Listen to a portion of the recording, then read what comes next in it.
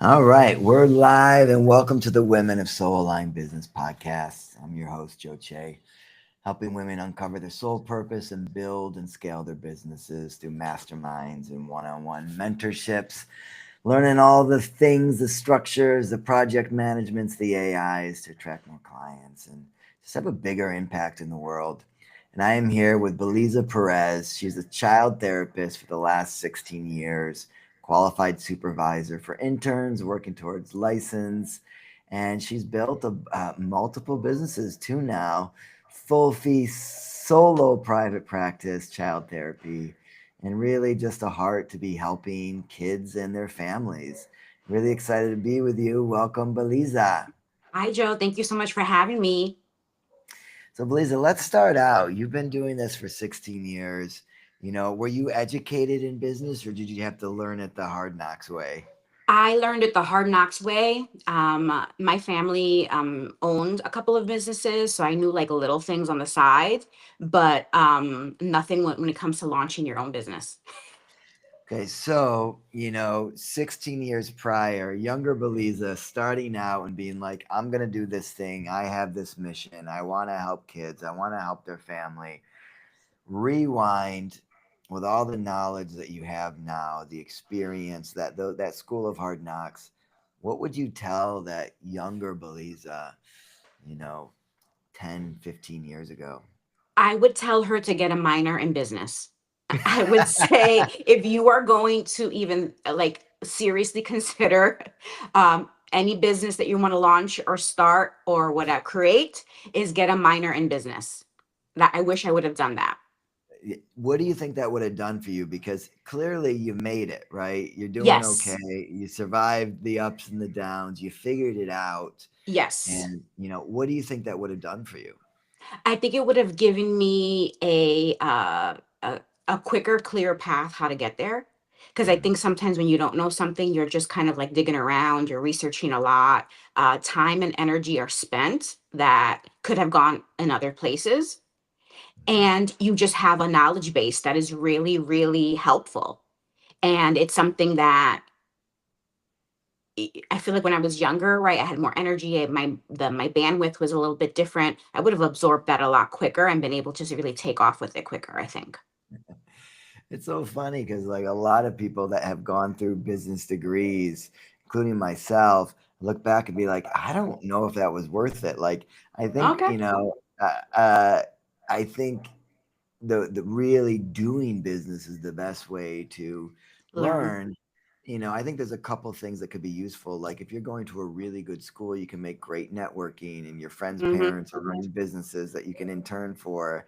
But the knowledge, the business knowledge in the degree that I got, which was not an incredible degree, quite frankly, it was a community college, and I've had to learn from making a way too many mistakes. The accounting Well, was useful. The accounting concepts were useful for me, but not a lot else was that useful for me. that's good Quite. to know. All right, then maybe I'll change my answer. Ask No, me I love again. your answer. Ask me Okay, again. Lisa, if you could tell your younger self, Uh, what were some of the big challenges that you had opening up your own practice? I would say it was knowing, like having a good roadmap, like knowing that like I should have been networking and planning things way ahead of the time I actually like opened my business. Mhm. Really making connections, like you were saying, with other people, and really knowing who's out there, the best area to open my business in for families and for kids. Just knowing the stats, of where my office would be located. Um, uh, that kind of stuff. Yeah. And the numbers, just knowing how to uh, market your rate and Mhm. knowing your worth. Knowing, okay, so if I started at 125, being able to sell that and being Yeah. able to, when people reach out to you, say, this is why I charge 125, here is my worth, and this is what you're going to get with my services. Did you start there though, or did you work up to No, that? no. The first 3 years of my business, it was a hot mess. Hot mess. I did not know what I was doing. I was working 3 jobs. I was so busy just trying to pay rent Mhm. that I didn't have a solid roadmap. It wasn't until I got a consultant and I really started learning what I needed to do that things took off year 4. Wow. So really having someone come in, was it a specific consultant for your Yep. industry? Yep. And so having someone come in and actually give you some advice and look at what you got, that's when you saw your business really take off. That was the game changer. I mean, that was your business degree right there, There you you know. go. Yeah. It's interesting because maybe that even is even more relevant because they having someone that's been through it, they know the industry, they know how much you should be charging, they know your worth, and Mm-hmm. sometimes they're validating you and saying, "Hey, listen, you shouldn't be charging $45 an hour. You should be charging $125 an hour." Mm-hmm. Then you're like, "Oh, wait a second, I can do that? Is that what I'm Mm-hmm. worth?" And being able to just hear that from someone else, sometimes Yep. hearing it from someone else is like literally can change your own mindset. Yes. But also hearing somebody else reflect to you your why you're worth that. Mhm. So my consultant at the time, I remember this every day. He said, Beliza, if you weren't worth 125, I wouldn't be telling you to charge 125. I wouldn't even be consulting with you. He was like, you have the degree, you have a lot of experience, you have passion, you have a high retention rate. Those are the things that just make you a really, really good therapist. You can really literally walk through a family's life. Like they look at you and they're like, how do you know that? And I can say, I just know that this is what you're going through. So Yeah. just hearing somebody else really literally take your resume and say it to you, you're like, oh, that is me. Yes, Yeah. that's me. Look at me. That's me. Yeah. Did you feel a lot of entrepreneurs, most entrepreneurs, and I felt this for myself, the imposter syndrome, Yeah. right? Like, should I be here? Am I qualified enough? Am I good at enough? Is there too much Yes. competition up there? Yes. So you Especially in our you felt field. that also. Yes. How Especially in did the you get healthy through field. that? It was really knowing a couple different factors. It was knowing that um, I also have a quality of life that I want to have. I Mhm. don't want to be stressed out over student loan payments. I don't want to be stressed out over just basic stuff that I was stressing out over, working my other jobs, plural. It was just knowing that I do love my job. I'm a really, really good therapist. My retention rate was sick. It's still sick. And what I bring to the table for families is really, really important and really, really, really helpful to them. And bottom line, that's it. That's the base of everything. In this imposter syndrome that we all have, right? Finding your worth can be really hard, right? Yes. It's Yes. really a mindset shift. And the other thing I heard you talking about, which is something that most of us go through, is functioning out of scarcity mindset, right? When Yep. you're in that place where you're struggling to pay the bills, you got kids, they're in school, you're trying to give them a good education, whatever it is, right? We tend to make bad decisions when we're in Yep. scarcity mindset because Yep. we know it's like, okay, I want to take this client at $125 an hour, but I really need this money to be paying the bills, so I'm going to take it for $50 or 60 or whatever it is, right? Or like not buying the right tools that we need to deliver a higher quality experience for people. Or the So we get trainings. The yeah, or trainings. investing in yourself and whatever it is. When we're operating on this scarcity mindset, it can really put a ceiling on our own income and put a Yep. ceiling in the energetics that we're putting out into the world of this And our kind of like, capacity. yeah. How Yep. did you get through? I hear that there was some of this for you. How did you get through that? It was literally just session by session. Every single time somebody said yes to my rate, I was like, okay, I can do this. Every single time the clients came back, every single time I got feedback, I was like, okay, this is great. This is working. It's the proof is in the pudding. It's there. People are coming back. They're paying the fee. They're getting better. They're referring friends. They're referring, other people, and that helped build that. And also just knowing that, like, as I was seeing my income increase and I was able to pay off my student loans, I'm like having that off the plate just opened up such an opportunity to be able to do so many other things. Mm, Being able to give back to my community, being able to do a higher level of trainings, and just seeing what that opens up. I was like, oh, this is amazing. This is amazing. I can't ever turn back. I can't ever turn mm. back. So if there is a woman out there or even a person out there who's just operating on that scarcity mindset and they're just constantly, looking to pay the next bills, how would you suggest they jump from one place to another? I'm a big believer in baby steps. I know some people, I just think that it has to start with, one client at a time, for example, one, uh, applying for a different job, something that is going to be a baby step in the direction that I'm headed in. Mm, What is one thing that's going to help me, get closer to that goal? mm, And I think sometimes those baby steps, before you know it, you look back and you're like, wow, I've made it half a mile. yeah. No, they say, the long journey starts with one step, right? So, Literally. Yeah. and did you commit to working on your vision and passion every day or Yes. most days? Yes. Because Yeah. I feel like again, I don't want to be extreme, but you have to be really invested and almost like, this is my breath. This is my Mm, breath every single day. This is who I am. And this is really important to me. Because these days, it's really easy to get lost and to get distracted. And if you're not doing one thing every day toward your goals, it just makes it that much harder. And once the ball is rolling, it's like, okay, been doing this 6 months now. I have momentum. This is really happening now. It gets easier to do this every day because it's growing. It's a muscle.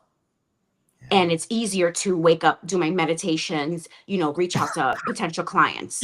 It builds and builds and builds on itself. And I think that there's a lot of times we don't, these days it's just harder for people to like be consistent and to just stick at it and keep trying and keep trying. Excuse me, I was just coughing. Lisa, I love that. It's like committing to walk that mile step by step every day. Yep. You're going to get there. Yep. Right? And even when things feel really hard or really daunting, I mean, I can't, there's been many times where I'm just like, I don't know if I should do this anymore. The money's not great. I don't feel like I'm serving the people I'm supposed to be serving. And it's usually just missing a component. It could be missing that marketing component or that sales component. It could be missing the offer component. Hmm. And it's really trying to identify what part of my business isn't working and how do I make improvements on it. Exactly. You know, I And realize for me, not being afraid to say, this isn't working. Here are my strengths and my weaknesses, and what am I going to do about it? What's my plan here?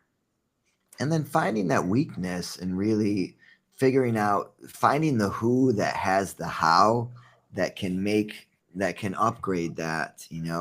For me, it's been a big one about like, I've always, in all my businesses, I got really good at SEO, and now, or I've always had someone managing ads, or quite frankly, I didn't need to use ads very often. And in some of these new businesses, it requires that. And it's like trying to figure that out. And it's Hmm. like, you know what? I've been hiring people at it and they're not good at it. Mm. So I can't find anyone good to do it. So it's like I made a commitment. Like I'm gonna get good at this, like understanding these metapixels and these conversion tracking rates and it doesn't take that much. All of us can do the thing, Yeah. right? There's all the components of business, there's information out there to get good at it. If we can just say, you know what?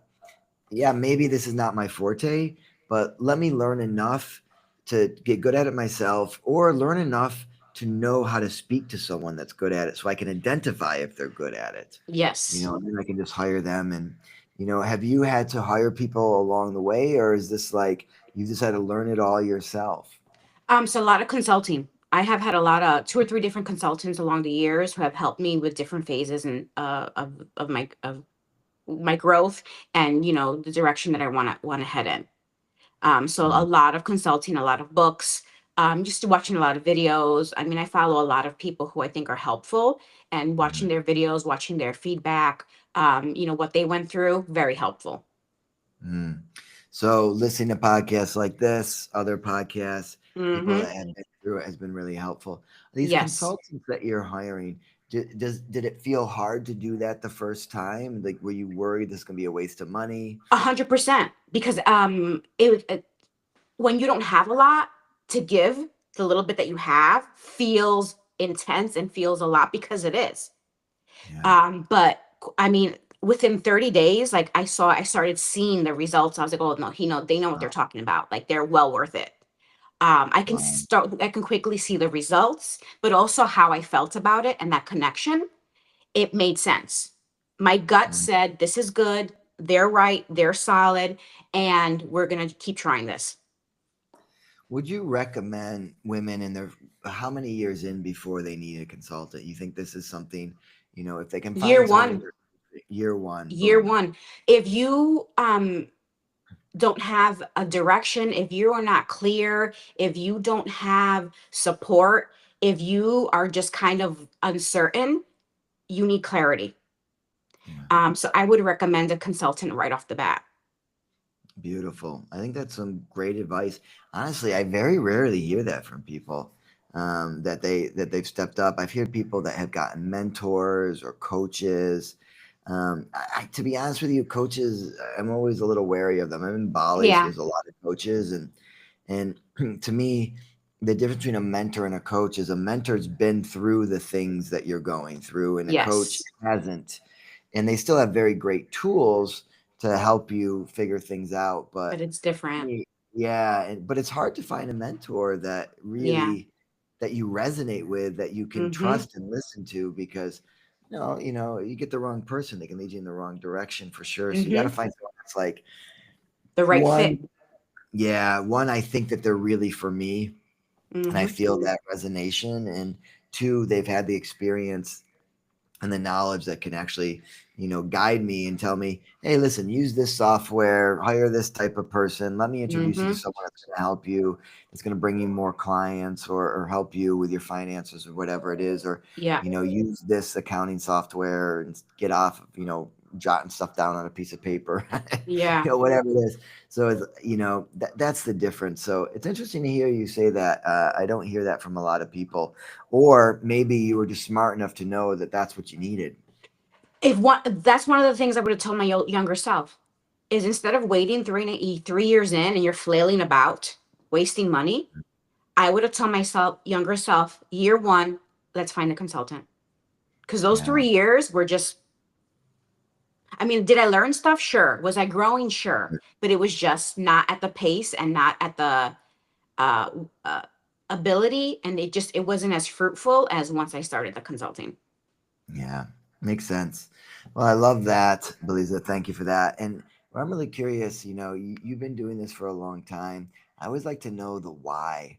Why are you doing this? Like, why should you be doing this, not something else? Maybe there's things that are better money, maybe there's not, but like, why do you do this, Beliza? This has been my passion since I was 14 years old. Since I was 14 years old, I knew I wanted to work with people. I was fascinated by why we do what we do, why we say what we say, why we act the way we act.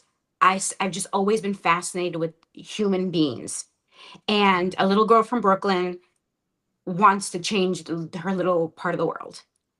And to Yeah. be able to represent other women who look like me, sound like me, feel like me is important. That they see that successful Latinas are out there, and that we are progressing, and that we are successful in business, in ourselves, in the community. That's very important.